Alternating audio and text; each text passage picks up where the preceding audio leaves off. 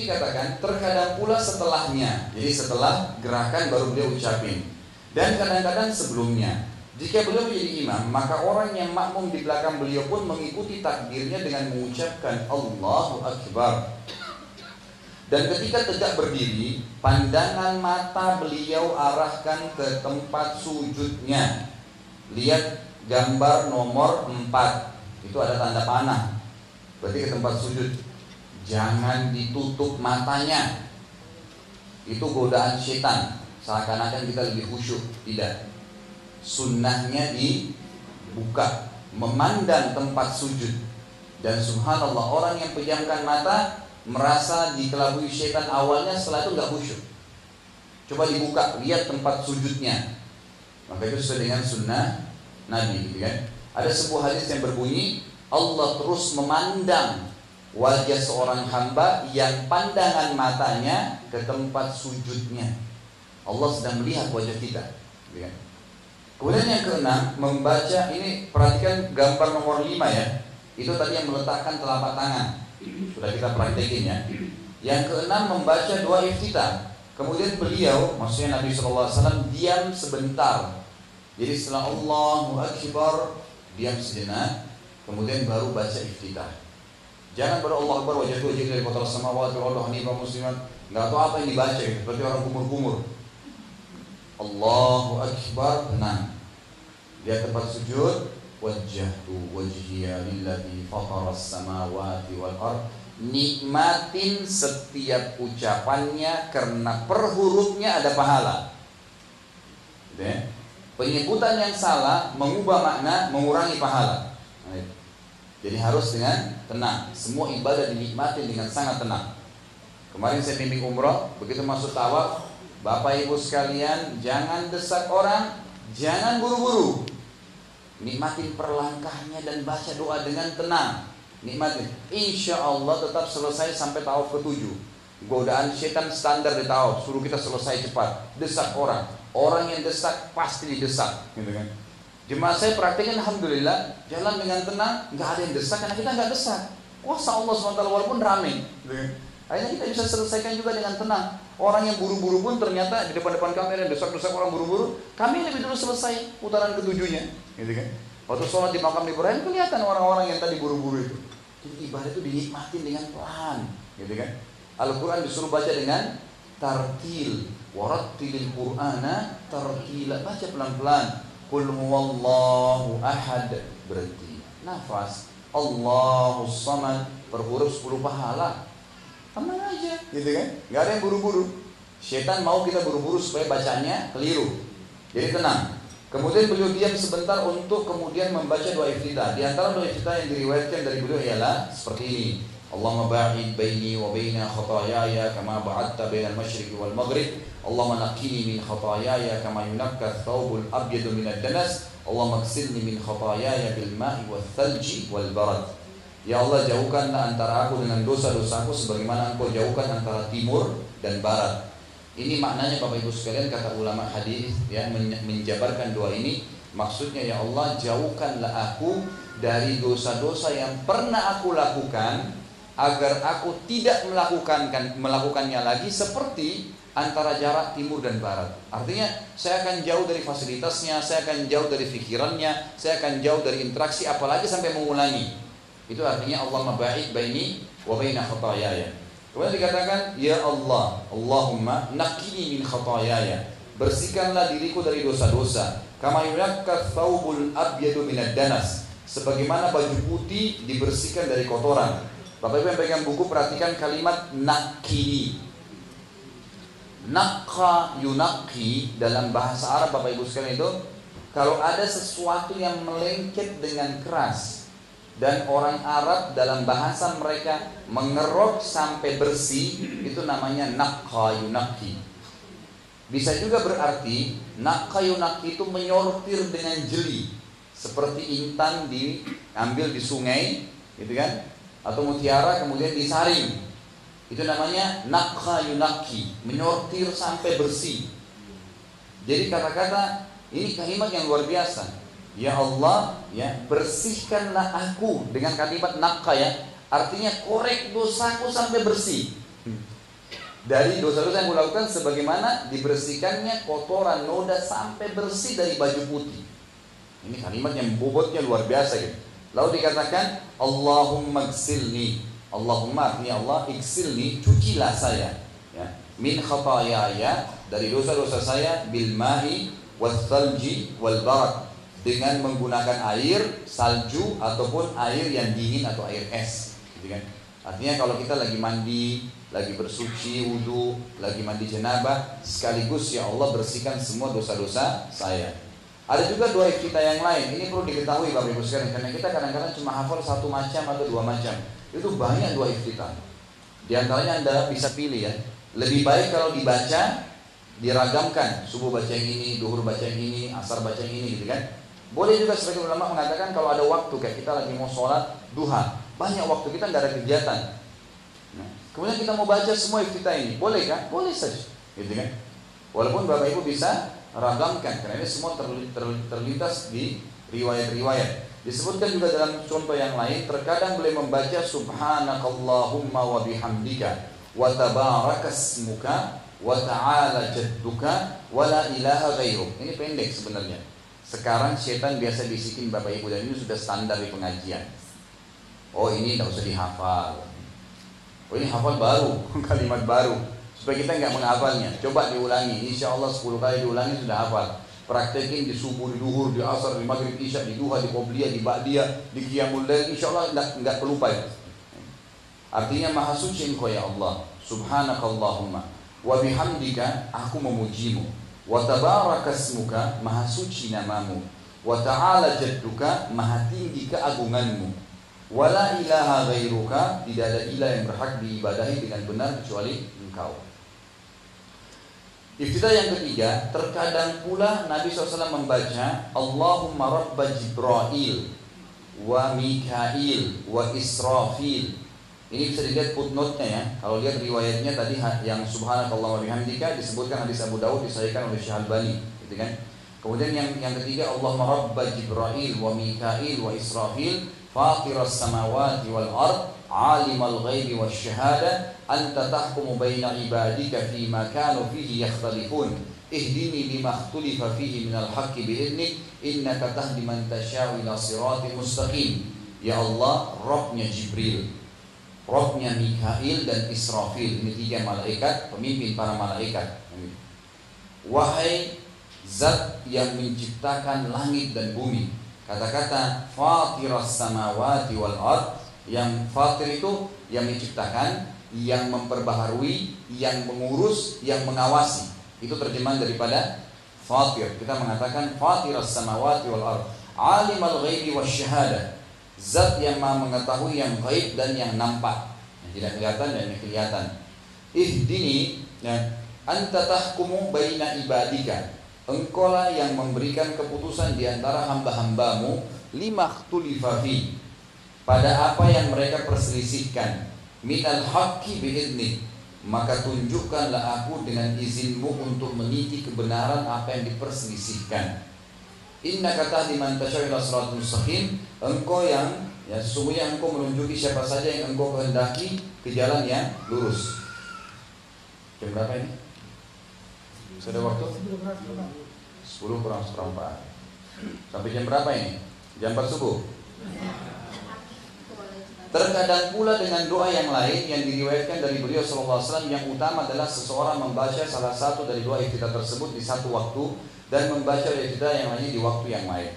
Ada buku doa kecil yang saya bawa dulu, kumpulan doa itu juga bisa dipakai. Di situ disebutkan cukup banyak riwayat. Kemudian setelah baca iftitah kita membaca yang ketujuh, isti'adzah, mohon perlindungan. A'udzubillahi minasyaitonirrajim. Ada 2 macam ya. Di sini kita lihat 2 riwayat. Kemudian membaca isti'adzah, mohon perlindungan kepada Allah dari syaitan yang terkutuk sebelum baca Al-Fatihah dengan mengucap a'udzubillahi minasyaitonirrajim min hamzihi wa nafthihi wa nafthihi. Aku berlindung kepada Allah, a'udzubillahi minasyaitonirrajim, dari syaitan yang terkutuk, min hamzihi, dari kegilaannya. Jadi perbuatan syaitan itu gila, gitu kan? Mau selalu orang sesat, tidur digoda, bangun tidur digoda, apa saja, mau makan digoda, mau minum digoda, itu kegilaan yang luar biasa. Kita minta dijauhkan dari kegilaannya. Wa nafkhihi, kesombongannya. Kalau nafkh ini lebih tepatnya adalah hembusan nafasnya, hembusan tiupannya. Kalau kita mau ngaji dibuat ngantuk, ditiupin mata kita supaya ngantuk, itu nafs namanya. Nafsihi itu hembusan nafasnya, atau di sini dikatakan syairnya yang tercela. Sebagian ulama hadis mengatakan adalah bisikannya yang merayu. Kalau bangun malam, masih lama, tidur dulu, dirayu sama dia, gitu kan? Itu termasuk nafs namanya. Jadi kita menjauhkan diri dari 3 bahayanya setan ini. A'udzubillahi minasyaitonirrajim min hamzihi wa nafthihi wa nafthihi. Kemudian ada ucapan juga a'udzubillahi samiil alim. Ada tambahan kalimat samiil alim. A'udzubillahi samiil alim. Sami itu artinya maha mendengar, alim maha mengetahui ya. A'udzubillah, saya menjauhkan diri atau berlindung kepada Allah yang maha mendengar lagi maha mengetahui, minasyaitonirrajim, dari syaitan yang terkutuk. Barulah kita baca Bismillahirrahmanirrahim, gitu kan? Di sini dikatakan Nabi SAW mensirkan, tidak mengeraskan bacaan basmalahnya. Lihat footnote nomor 12, hadis muttafaqun alaih, Bukhari Muslim. Jadi Bapak Ibu kalau mau salat Allahu Akbar, baca iftitah, setelah itu baca a'udzubillahi minasyaitonirrajim tadi, ya a'udzubillahi minasyaitonirrajim atau a'udzubillahi minasyaitonirrajim min hamzihi wa nafthihi wa nafthihi. Kemudian baca Bismillahirrahmanirrahim. Lalu Al-Fatihahnya dikeraskan. Jadi Bismillahnya lebih kecil dari atau Al-Fatihahnya. Ini dikatakan Nabi SAW mensirkan, tidak mengeraskan bacaan basmalah, tapi terdengar beliau baca, cuma lebih kecil daripada Al-Fatihahnya. Dan tidak ada riwayat yang menyebutkan bahwasanya beliau terus-menerus mengeraskan basmalahnya. Kadang-kadang sahabat tidak dengar sama sekali. Kadang-kadang mereka mendengar tapi lebih kecil daripada bacaan Al-Fatihahnya. Akan tetapi beliau terkadang memperdengarkannya kepada makmum dengan bacaan yang sir, mengecilkan suara, yakni tidak terlalu mengeraskan sehingga bacaan basmalah beliau tidak akan terdengar kecuali oleh orang-orang yang terdekat saja. Kemudian yang ke-9 membaca Al-Fatihah. Untuk ini ada jabaran sendiri bahasan tafsir, tapi sudah tahu semua Al-Fatihah tentunya ya. Yang penting adalah Bapak Ibu sekalian, pada saat Bapak Ibu baca Alhamdulillahirabbil alamin, berhenti. Nafas dulu. Ar-Rahmanir-Rahim, berhenti. Malik Yaumiddin, berhenti. Lebih afdal kalau Bapak Ibu tahu artinya. Minimal 30 tahun sholat masa Al-Fatihah tidak tahu artinya gitu kan. Paling benar sama agama Allah gitu. Harusnya tahu, ya akan mendorong kita lebih khusyuk kan. Baik, malam ini kita baca Alhamdulillahirabbil alamin ya, artinya dengan maha suci Allah, segala puji bagi Allah Tuhan alam semesta. Ar-Rahmanir-Rahim, yang maha pengasih lagi maha penyayang. Malik Yaumiddin, pemilik hari atau raja di hari kiamat, hari pembalasan. Sampai di sini ada hadis yang berbunyi, kalau hambaku sedang membaca dalam sholatnya Alhamdulillahirabbil alamin, Allah menjawab hamadani abdi, hambaku memuji aku. Allah balas langsung kalau Bapak Ibu baca, makanya harus khusyuk. Ar-Rahmanir-Rahim, Allah membalas ya. Allah mengatakan majadani abdi, maaf asna alayya abdi, hambaku memuji-muji aku. Kemudian Malik Yaumiddin, ya artinya raja yang menguasai hari kiamat, itu Allah menjawab mengatakan majadani abdi, hambaku memposisikan aku pada posisi yang layak. Kemudian iyyaka na'budu wa iyyaka nasta'in, hanya kepadamu kami menyembah, hanya kepadamu kami minta tolong. Allah berkata hadza li wa li abdi, ini milikku dan milik hambaku. Iyyaka na'budu, kepadamu kami menyembah, itu untuk Allah ya. Allah bilang ini milikku karena penyembahan hanya untuk Allah. Wa iyyaka nasta'in, kepadamu kami minta tolong, kata Allah ini milik hambaku, karena kita boleh minta tolong kepada Allah. Kemudian ihdinas siratal mustaqim, tunjukkanlah kami jalan yang lurus. Siratal ladzina an'amta 'alaihim ghairil maghdubi 'alaihim waladdallin. Ihdinas siratal mustaqim, tunjukkan kami jalan lurus. Siratal ladzina an'amta 'alaihim, jalan orang-orang yang telah memberikan nikmat mereka. Kata ulama tafsir adalah orang-orang ya, yang masuk dalam penghuni ahli surga Firdaus, para nabi-nabi, syuhada, siddiqin dan sholihin. Jadi kita minta masuk dalam salah dari golongan ini. Ghairil maghdubi alaihim, bukan orang yang engkau murkahi, maksudnya orang-orang Yahudi. Waladdallin, juga bukan orang sesat, maksudnya Nasrani. Kata Nabi SAW, Allah pada saat mendengar kalimat dari ihdinas siratal mustaqim sampai waladdallin, Allah berkata hadza li abdi wa li abdi ma sa'al, ini milik hambaku dan dia akan mendapatkan apa yang dia minta. Karena ini kan doa Dan kita ambil pelajaran besar dari Al-Fatihah adalah kalau mau berdoa sama Allah mulai dengan puji-pujian. Jangan langsung to the point. Ya Allah sembuhin saya, tidak. Zat yang maha halus, Zat yang mengizinkan saya mengangkat tangan saya sehingga bisa berdoa padanya, Zat yang mengizinkan saya bisa bernafas dan mengeluarkan hasil pembakaran dari tubuh saya, Zat yang sedang menyaksikan dan melihat saya, Zat yang mengizinkan saya mengucapkan kata-kata ini. Puji Allah SWT, munculkan keyakinan dalam hati masalah itu. Baru kita salawat pada Nabi SAW, kemudian kita masuk ke doa. Baik, kemudian yang ke-10 mengucapkan amin. Setelah membaca Al-Fatihah, Nabi SAW mengucapkan amin ya. Bukan amin, beda ya. Kalau tidak panjang alifnya, amin artinya jujur ya. Kalau dikatakan amin artinya terimalah ya Allah. Dikatakan amin dengan keras pada saat sholat jahriyah bagi laki-laki. Jadi kalau sholat subuh, maghrib, isya, imamnya kerasin suara, pas dia bilang waladhdallin, kita semua mengatakan laki-lakinya amin. Perempuan boleh mengucapkan tapi kecil, tidak mengeraskannya, gitu kan? Karena ini tuntunan Nabi SAW. Itu ada fadilah sendiri. Kata Nabi SAW, siapa yang mengucapkan amin bersamaan dengan aminnya imamnya, maka akan diampuni dosanya. Dalam riwayatnya dikatakan kalau imam mengatakan amin, para malaikat mengatakan amin yang hadir dalam sholat itu. Maka siapapun makmum yang menyamai aminnya imam dan malaikat, maka akan diampuni dosanya yang lalu. Artinya tertib. Begitu imam mengatakan waladhdallin, imam dianjurkan membaca amin, lalu semua makmum mengatakan amin. Ini memang mengeraskan suara ya, jadi kita letakkan sesuai dengan perintah Nabi. Para sahabat berkata, kalau Nabi SAW mengatakan waladhdallin, maka semua kami mengatakan amin, sampai seakan-akan masjid akan runtuh. Ini karena memang diperintahkan untuk keraskan pada saat itu. Setelah membaca Al-Fatihah, beliau diam sebentar. Setelah waladhdallin amin, diam, nafas dulu, baru mulai baca surah. Membaca satu surah atau ayat dari Al-Quran. Kemudian beliau SAW membaca sebagian dari Al-Quran. Terkadang beliau membaca satu surah secara lengkap dalam setiap rakaat. Jadi misalnya baca, ya kalau kita di Indonesia Tabbat Yada, Inna Atayna. Tapi kalau Nabi tidak, baca Al-Baqarah lengkap. Satu rakaat. Nanti surah Al-Imran rakaat yang kedua. Jadi bahkan Nabi SAW pernah membaca, terkadang beliau baca satu surah saja yang diselesaikan dalam 2 rakaat. Terkadang juga beliau hanya membaca sebagian ayat saja dari satu surah dalam Al-Quran. Kadang-kadang begitu. Kadang-kadang juga beliau membaca satu rakaat beberapa surah. Seperti pernah beliau sholat malam, beliau membaca Al-Baqarah. Abdullah bin Umar lagi ikut berjamaah dengan beliau. Dan ini dalil bolehnya kita sholat berjamaah untuk sholat sunnah tahajud. Tapi selain tahajud nggak boleh berjamaah karena nggak ada perintahnya. Duha nggak boleh berjamaah, qobliyah nggak boleh berjamaah karena Nabi nggak pernah contohin, gitu kan? Jadi yang dicontohin adalah sholat malam saja. Karena beliau pernah sholat sendiri, Abdullah bin Umar datang ke sebelah kiri Nabi, lalu Nabi pegang kepalanya dipindahkan ke sebelah kanan. Kemudian Abdullah bin Umar bilang, saya ikut dengan Nabi. Begitu selesai Al-Fatihah, Nabi mulai membaca dari awal Al-Baqarah. Lalu saya berharap Nabi berhenti di 100 ayat pertama. Ternyata lewat 100 ayat Nabi baca. Saya berharap Nabi berhenti di 100 ayat kedua. Nanti Nabi lewatin.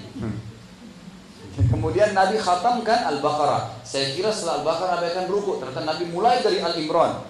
Saya kira Nabi akan khatam sampai 100 ayat. Nanti Nabi lewatin sampai selesai Al-Imran. Terus sampai selesai An-Nisa 5 juz baru ruku. Kalau kita tidak bisa ini, minimal baca dengan tartil. Tidak apa-apa deh Tabbat Yada, tapi Tabbat Yada Abi Lahabin wa Tab, bukan Tabbat Yada orang apa yang dibaca sampai nggak jelas. Nabi SAW membaca Al-Fatihah dan surah yang dibaca setelahnya dengan keras pada sholat subuh dan pada 2 rakaat pertama dari sholat maghrib dan isya. Sedangkan pada sholat zuhur dan asar beliau mensirkan, mengecilkan tapi tidak menghilangkan. Setelah selesai membaca surah dalam Al-Quran, beliau berhenti sejenak sekiranya nafasnya kembali tenang sebelum beliau ruku. Kemudian poin 12 melakukan ruku. Perhatikan rukunya, gambar nomor 7 ya. Kemudian beliau mulai ruku, diawali dengan membaca takbir sambil mengangkat kedua tangan setinggi bahu atau ujung kedua daun kuping telinga tadi. Baik, Saya ingin memberikan gambaran dulu sedikit. Bapak Ibu sekalian, takbir tadi yang saya ajarkan itu, yang Nabi ajarkan Allahu Akbar, ini gerakan standar. Pada saat kita takbir Allahu Akbar, nanti kalau selesai surah mau ruku sama kembali. Tetapi ini tegak Allahu Akbar ruku. Jadi ini gerakan dasar nih. Bangun dari ruku, Sami Allahu liman hamidah. Kembali lagi sama ini. Ini gerakan standar. Sujud, Allahu Akbar. Begitu taruh tempat sujud, sama ya. Letakkan di tempat sujud, posisinya sama. Rapat jari-jari, ujungnya sejajar dengan bawah seperti takbir, tapi di tempat sujud. Begitu terus. Jadi ini gerakan standarnya nih. Harus diketahui gitu. Baik. Dikatakan di sini, kemudian makmum di belakangnya, di belakang beliau mengikutinya dengan membaca takbir dan mengangkat tangan mereka. Hal ini dilakukan pula bila seseorang sholat sendirian. Ini ditujukan oleh as-sunnah. Jangan mengikuti pendapat orang yang melarang untuk mengangkat tangan sebelum ruku. Maksudnya sebelum ruku angkat dulu Allahu Akbar baru ruku. Itu sunnahnya. Ada orang tidak, dari baca surah langsung Allahu Akbar, gitu kan? Nah ini tidak sesuai sunnah, itu malah waktu mau ruku Allahu Akbar, gitu kan? Nanti kita praktekin lengkap ya. Kemudian di sini dikatakan karena riwayat yang mensunnahkan mengangkat tangan sudah masyhur. Lihat gambar nomor 7, diupayakan punggungnya rata seperti panah itu, tanda panah. Nah ini caranya, kita menggenggam lutut dengan kedua telapak tangan. Nanti sebentar kita tutup dengan praktek total dari awal dari takbir sampai salam ya. Kita genggam lutut, kemudian dirukukan. Kalau perlu Bapak Ibu lihat cermin di kamar, perhatikan rukunya, usahakan punggungnya rata. Dan ini salah satu cirinya adalah kita merasa otot-otot di paha belakang tertarik. Biasanya begitu. Jadi rata. Dikatakan dalam riwayat Nabi SAW kalau ruku itu kalau diletakkan ember air di punggungnya tidak tumpah. Jadi tidak bungkuk tapi diratakan. Nanti kita praktekin sebentar insya Allah. Seperti gambar kurang lebih. Awalnya kita belajar, lama-lama bisa. Kemudian poin 6 itu tadi kalau Allah Akbar mau ruku ya, takbir kemudian ruku. Baik, kita fokus ke gambarnya. Itu gambar 8 dilihat, ya diletakkan tangan di lututnya.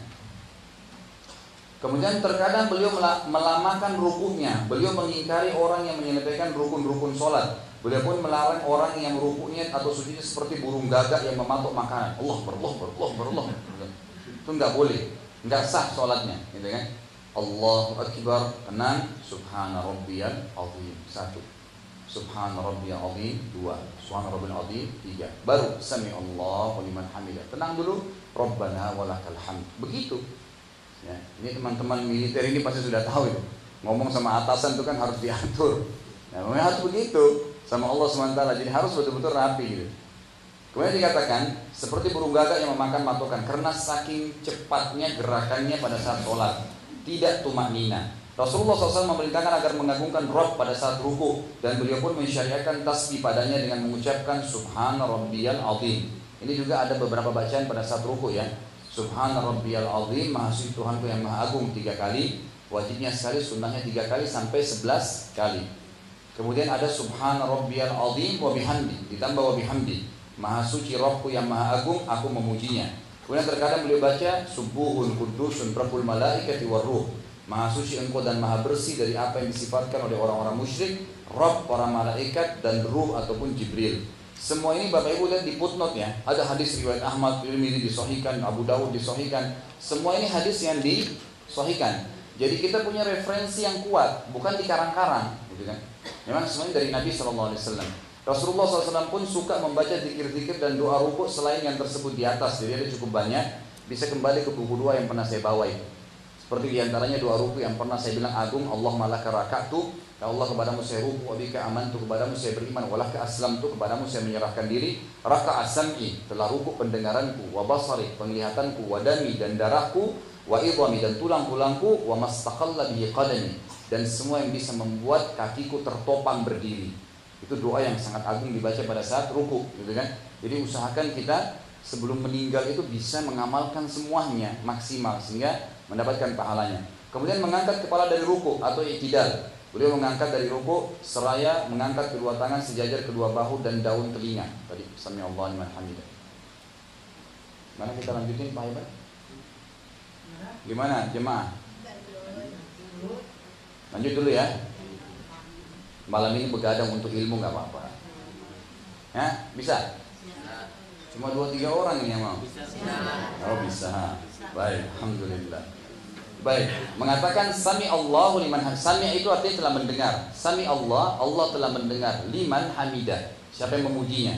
Makanya kita mengatakan Rabbana walakal hamd. Ya Allah, segala puji bagimu, gitu kan? Kemudian bisa tadi begini, sami Allahu liman hamidah sejajar dengan kuping, atau sami Allahu liman hamidah sejajar dengan bahu. Seperti waktu takbiratul ihram. Ini dilihat gambar 10 dan gambar 11 ya. Kemudian bisa ditambah bacaannya, dilihat halaman 41, Rabbana walakal hamdu mil'us samawati wa mil'ul ardi wa ma syi'ta min syai'in ba'd. Wahai Rabb kami, hanya bagimu lah segala puji, sepenuh langit, sepenuh bumi, serta sepenuh segala sesuatu yang engkau kehendaki setelah itu. Terkadang boleh membaca menambahkan dengan ahlas thana'i wal majd. Ini kalau sami Allah hamidah. Jadi banyak yang dibacanya.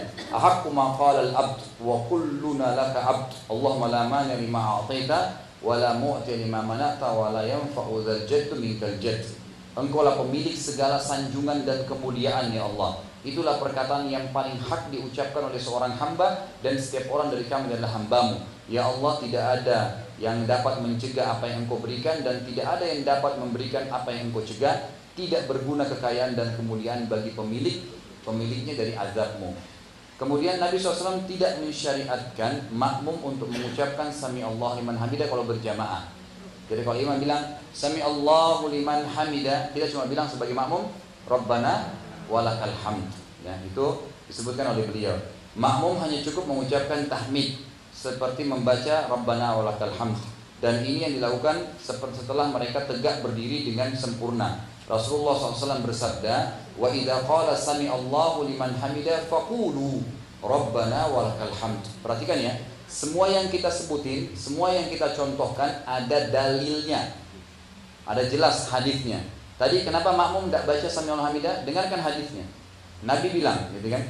Apabila imam mengucapkan sami Allahu liman hamidah, Allah Maha mendengar orang yang memujinya, maka ucapkanlah kalian sebagai makmum, Rabbana walakal hamd. Wahai Rabb kami, hanya bagimulah segala puji.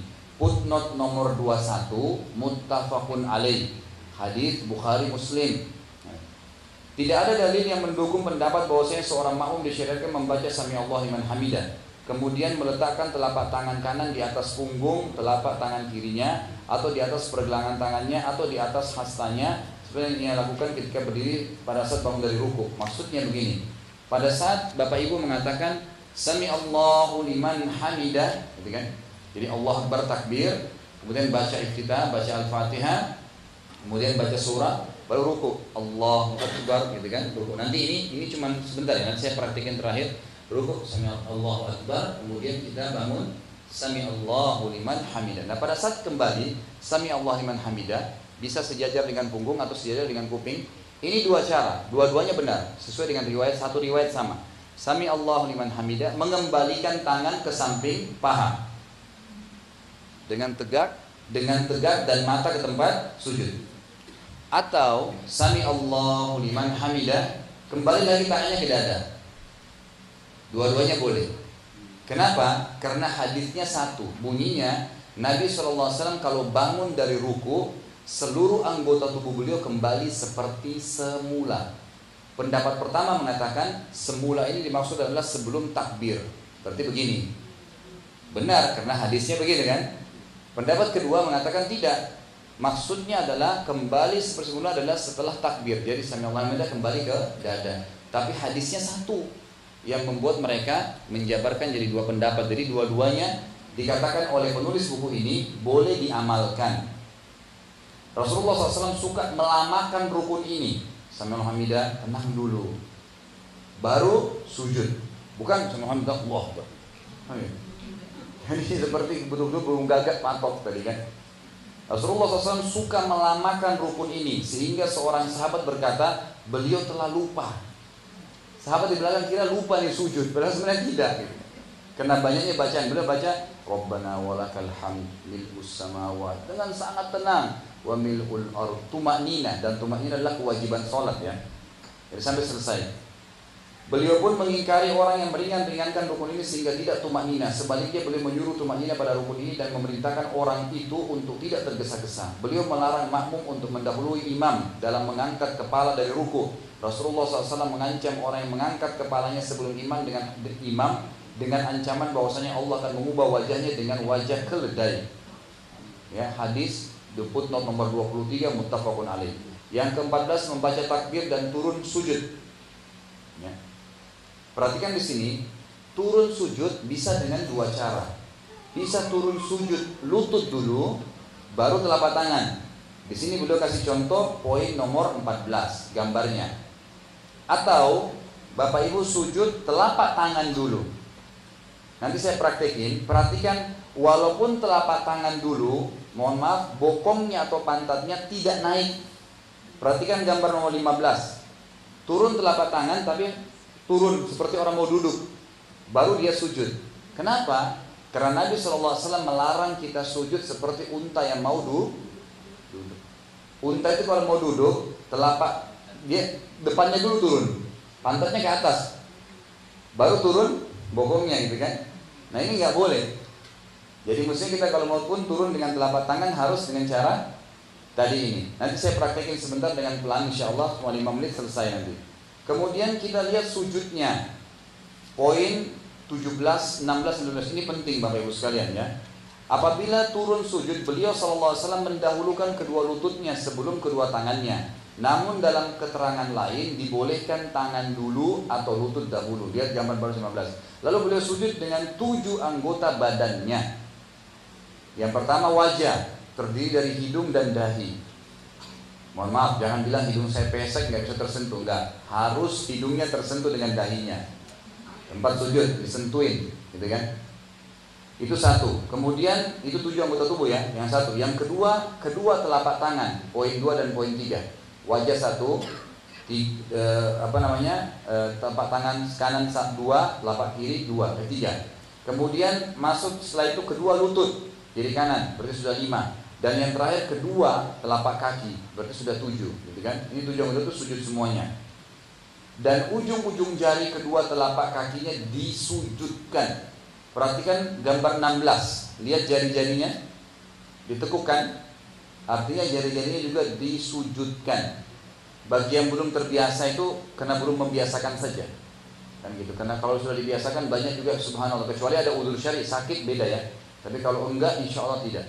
Insya Allah bisa dikerjakan. Perhatikan gambar 16, gambar 17. Kemudian yang diperhatikan dulu kakinya ya.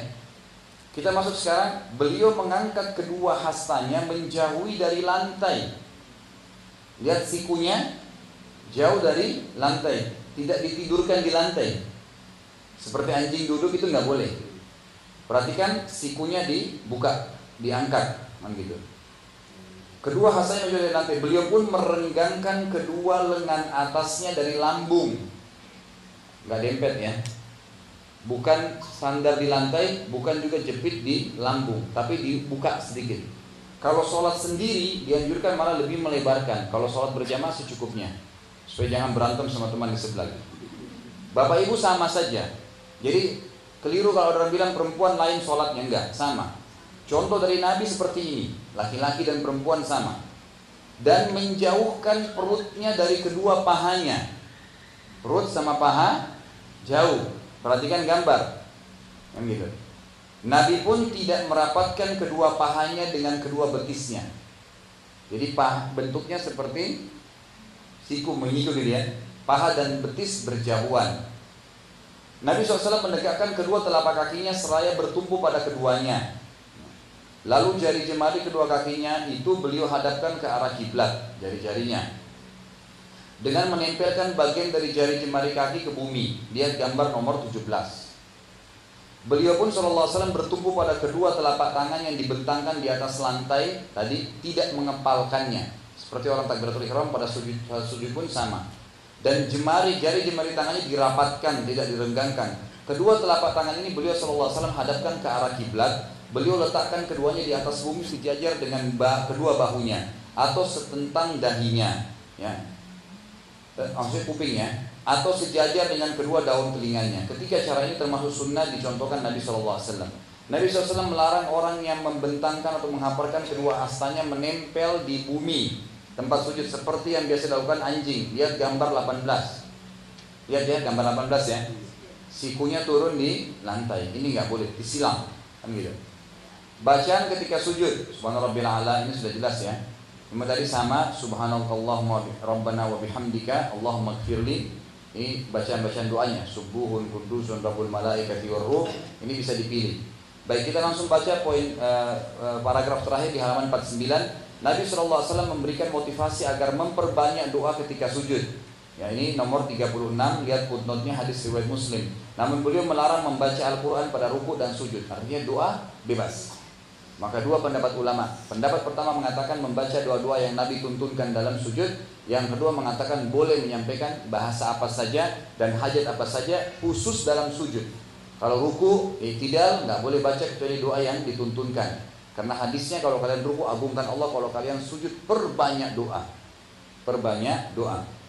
Beliau pun melarang tergesa-gesa dalam sujud. Sebaliknya beliau memerintahkan agar tumaknina padanya. Baik, sekarang duduk di antara dua sujud. Kemudian beliau SAW mengangkat kepalanya seraya bertakbir lalu duduk di antara dua sujud. Duduk di antara dua sujud namanya duduk iftirash. Apa itu iftirash? Telapak kaki kiri kita dibalik, didudukin. Telapak kanan diberdirikan, gitu kan?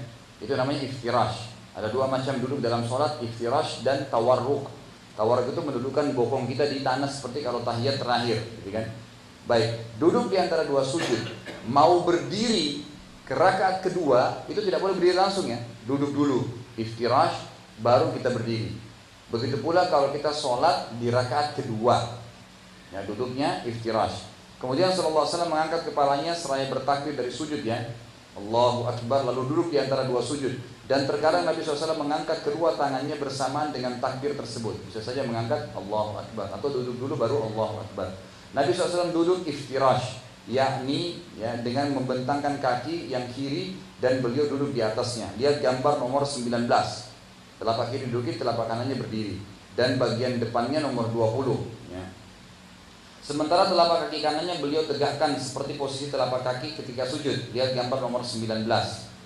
Adapun kedua tangannya beliau letakkan di kedua pahanya seraya membentangkan jari-jari tidak dikepalkan. Lihat gambar nomor 20. Ini sedikit saya luruskan. Di gambar ini ada kekeliruan sedikit. Kekeliruan apa? Punggungnya nggak ditegakkan. Mestinya tegak. Pada saat duduk pun tegak, takbir pun tegak. Ini tidak pernah dibungkukkan. Kemudian juga telapak tangan pada saat diletakkan itu ujung jari-jari ini berada di ujung paha. Mohon maaf, jadi ini lutut kita, maka kita letakkan begini. Kalau digambarkan turun ya, menutupi lutut, maka semestinya itu ditarik. Jadi berada di ujung paha. Nanti saya praktekin sebentar ya. Kemudian dikatakan terkadang Nabi SAW duduk ik'a. Lihat di halaman 51 paragraf yang kedua ya. Yakni dengan menegakkan kedua tumit dan punggung kedua telapak kakinya. Lalu beliau duduk di atas kedua tumit tersebut. Ini boleh. Duduk gambar nomor 21 itu boleh. Tapi yang sering Nabi kerjakan adalah gambar nomor 19 tadi. Lalu beliau duduk di atas kedua tumit tersebut. Dia gambar nomor 21. Tidak diriwayatkan dari Nabi SAW bahwasanya beliau berisyarat dengan telunjuknya ketika duduk di antara dua sujud tadi. Padahal bisa saja Nabi SAW melakukannya sekali atau dua kali jika memang itu dibolehkan. Artinya pada saat duduk di antara dua sujud tidak ada tahiyatnya. Jadi kan tidak ada sunnahnya. Ini kita sudah tahu insya Allah. Ini doa di antara dua sujud. Ya, saya ringkaskan Rabbighfirli warhamni wajburni warfa'ni wahdini wa'afini warzuqni. Tentu ada lafaz-lafaz lain. Ada lafaz-lafaz lain, tapi ini di antara lafaz yang diangkat oleh Rabbighfirli, ya Rabb, ampunilah aku. Warhamni, kasihanilah aku. Wajburni, cukupkanlah semua kekuranganku. Warfa'ni, angkatlah derajatku. Wahdini, tunjukilah aku. Wa'afini, selamatkanlah aku. Warzuqni, dan berikanlah aku rezeki. Atau kalau Bapak Ibu buru-buru bisa baca yang kedua. Rabbighfirli, Rabbighfirli. Atau mau ngajar anak kecil supaya dia tidak terlalu panjang hafal, kita hafalin dia Rabbighfirli lalu sujud, itu boleh, cukup. Itu riwayat lain. Bisa lihat footnote nomor 42 Ibnu Majah disahihkan oleh Syekh Albani. Kemudian Rasulullah SAW juga memanjangkan rukun ini. Duduk pelan-pelan, Rabbighfirli warhamni wajburni, pelan-pelan gitu kan. Dan Nabi SAW melarang meringankan rukun ini sehingga tidak tumaknina. Yang ke-16 sujud untuk kedua kalinya. Kemudian beliau SAW sujud untuk kedua kalinya seraya bertakbir. Beliau melakukan sujud kedua ini selama sebagaimana yang beliau lakukan pada sujud yang pertama. Sampai di sini maka sempurnalah 1 rakaat. 17 bangkit seraya bertakbir untuk rakaat kedua ya. Perhatikan di sini Bapak Ibu sekalian, tidak dianjurkan orang dari sujud langsung berdiri, tapi dari sujud duduk dulu iftirash, duduk tenang dulu. Kemudian setelah itu mengepal tangan kita. Lihat gambar nomor 23, mengepal ditopangkan di lantai yang mendorong tubuh kita ke atas. Nanti saya praktekin sebentar ya. Tapi perhatikan ya, bisa dengan cara mengepalkan, ada 2 cara. Atau gambar 22. Kita tadi duduk, kemudian yang kita tekan paha kita untuk mendorong tubuh ke atas. Nanti dua-duanya insya Allah kita praktekin sebentar. Jadi keduanya. Kemudian beliau SAW bangkit seraya bertakbir sambil bertumpu pada kedua lututnya, bukan bertumpu pada lantai. Kemudian ini footnote nomor 44 disebutkan ya. Kemudian beliau melakukan rakaat kedua sebagaimana rakaat pertama, hanya saja tanpa takbiratul ihram, tanpa doa iftitah dan tanpa membaca ta'awudz lagi. Ya. Maksudnya di rakaat kedua ya. Jadi pada saat Allahu Akbar bangun, ya langsung taruh tangan di dada di rakaat kedua. Nabi nggak takbiratul ihram lagi seperti rakaat pertama, tidak baca lagi a'udzubillahi minasyaitonirrajim, tidak ada lagi, kan gitu. Ya, beliau langsung saja membaca, ya, membaca Bismillah, kemudian langsung membaca Al-Fatihah dan surah.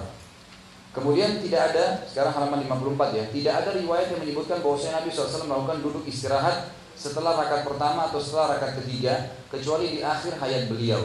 Dan ini bisa saja terjadi. Artinya memang istirahat kemudian berdiri, kan? Pada rakaat kedua ini beliau melakukan hal yang serupa dengan apa yang beliau lakukan pada rakaat yang pertama. 18 duduk dan tasyahud awal. Ini butuh bahasan sendiri sebenarnya, jenis-jenis doanya ya. Tapi yang penting adalah tasyahud itu dilakukan. Perhatikan Bapak Ibu sekalian gambar 24. Jadi kita meletakkan jari ini ujungnya di ujung paha pada saat tasyahud. Kemudian ibu jari dipertemukan dengan jari tengah dan diletakkan. Ya, diletakkan. Kemudian mulailah kita membaca doa tahiyat. Ya. Ini karena melihat waktu, saya anggap doa tahiyatnya insya Allah sudah bisa dibaca sendiri nanti. Ya. At-tahiyatu lillah wassalawat dan seterusnya, gitu kan. Tapi ibu dan bapak yang penting perhatikan sekarang gambar nomor 26 di halaman 56. Gambar 26 kita bisa ya, gambar 26 itu memasukkan jari ini ke dalam sini. Seperti membuat lingkaran kecil. Jari tengah memegang garis tengahnya jari ibu jari. Lihat gambar nomor 26. Atau ujung jari tengah sama ujung ibu jari ketemu. Lihat gambar nomor 27. Dan disunnahkan pada saat tahiyat mata bukan ke sujud tapi ke tempat atau ke jari, gitu kan? Ini bisa dilihat semuanya. Hadisnya disebutkan footnote nomor 49 muttafaqun alaih dan footnote nomor 50. Di sini dikatakan, lihat di halaman 57 yang dikasih tebal titik hitam, beliau melarang duduk seperti anjing dengan meletakkan pantat ke lantai, gitu kan? Sementara kedua betis ditegakkan. Kalau perhatikan anjing duduk kan gitu, pantatnya di situ, kemudian kakinya dua-dua di samping. Itu dilarang duduk seperti itu. Dan kedua tangannya diletakkan di lantai. Inilah duduk iqa' yang dilarang. Bedakan dengan duduk iqa' yang dibolehkan pada saat tadi sudah kita sebutkan ya. Kedua telapak kaki didudukin tumitnya. Rasulullah SAW meringankan duduk tasyahud awal, sedangkan beliau duduk di atas batu yang panas atau tidak berlama-lama. 19 bangkit untuk rakaat ketiga, kemudian beliau bangkit untuk rakaat ketiga seraya bertakbir dengan dalam bangkitnya beliau bertumpu pada lututnya, tidak pada lantai. Kemudian pada rakaat ketiga dan keempat beliau hanya membaca surah Al-Fatihah saja dan tidak membaca ayat apapun setelahnya. Kemudian tidak diriwayatkan dari Nabi SAW bahwasanya beliau membaca ayat atau surah lain pada 2 rakaat terakhir. Kemudian beliau juga melakukan rakaat keempat sebagaimana beliau melakukan rakaat ketiga. Beliau melakukan rakaat ketiga dan keempat ini lebih ringan daripada rakaat pertama dan kedua. Kemudian yang terakhir adalah tasyahud akhir. Tasyahud akhir ini juga ada doa-doanya. Kita baca doa tahiyat tadi ditambah dengan membaca salawat. Dan salawatnya perlu diperhatikan ya. Riwayat hadis Nabi ini bukan buatan saya, tapi Nabi yang tuntun kita. membaca Allahumma salli ala Muhammad, nggak ada Sayyidina. Ini lihat, perhatikan hadisnya. Kita bolehkah mengatakan Nabi Muhammad Sayyidina? Boleh, Tuhan kita. Tapi khusus lafaz salawat dalam sholat, memang Nabi ajarin begini. Nah kadang-kadang kita ini menganggap di Indonesia kalau tidak menyebutkan Sayyidina tidak hormat pada Nabi SAW. Keliru. Menghormati Nabi itu bukan berarti seperti tradisi kita Indonesia membacakan salawat Nabi itu sudah menghormati Nabi SAW. Kita membaca Allahumma salli ala Muhammadin wa ala ali Muhammadin kama sallaita ala Ibrahim wa ala ali Ibrahim innaka Hamidum Majid. Ada innaka Hamidum di sini ya. Di Indonesia biasa riwayatnya itu cuma satu kali innaka Hamidum Majid, ini dua kali. Kemudian yang kedua, Allahumma barik ala Muhammadin wa ala ali Muhammad kama barakta ala ali Ibrahim wa ala ali Ibrahim innaka Hamidum Majid. Ini bacaan yang pertama, gitu kan? Kemudian di sini juga kita bisa lihat pada tasyahud akhir ini terkadang Nabi SAW duduk tawarruk. Tawarruk itu seperti gambar nomor 29. Jadi bokongnya di lantai, telapak kirinya masuk ke bawah betis kanan, tulang kering kanan, dan telapak kanan berdiri, gitu kan? Yakni dengan menempelkan pantat kiri ke lantai dan mengeluarkan tapak kaki kiri dari satu arah sedemikian rupa sehingga kaki kiri berada di bawah paha dan betis yang kanan. Sementara itu telapak kaki kanannya ditegakkan. Lihat gambar 29. Terkadang Nabi SAW pun duduk iftirash seperti pada tasyahud awal. Nabi SAW memegang lutut kiri dengan telapak tangan kirinya seraya menahan beban tubuh dengannya.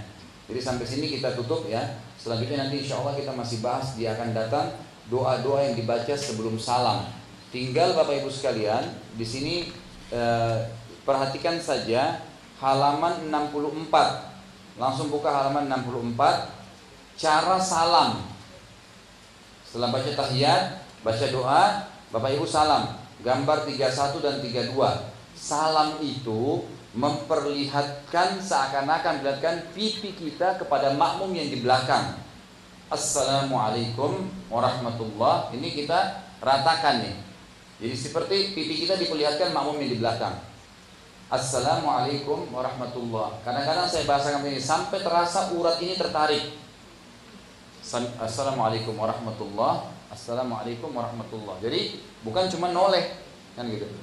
Dan tidak buru-buru. Assalamualaikum warahmatullah, ditahan sedikit sampai terasa urat ini tertarik, kemudian Assalamualaikum warahmatullah. Boleh Assalamualaikum warahmatullah, boleh lengkap wabarakatuh. Dua-duanya ada riwayatnya. Bapak Ibu bisa lihat di situ ada footnote di halaman 64 dan boleh ditambah dengan wabarakatuh sebagaimana hadis riwayat Abu Daud dan Ibnu Khuzaimah dengan sanad yang sahih.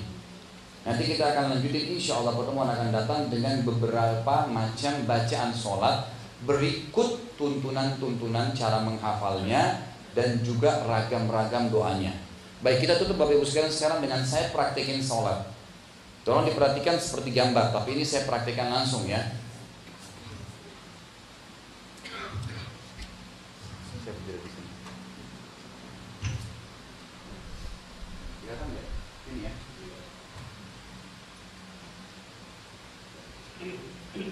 Jadi yang pertama adalah kita berdiri tegak, semua pundak ditegakkan, telapak tangannya tegak di samping, dipastikan semuanya tertarik, tulang belakang dan dadanya tegak, kan gitu.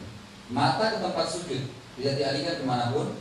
Kemudian sudah tenang begini, betul menghadap kiblat, telapak kakinya tadi dibuka, ya.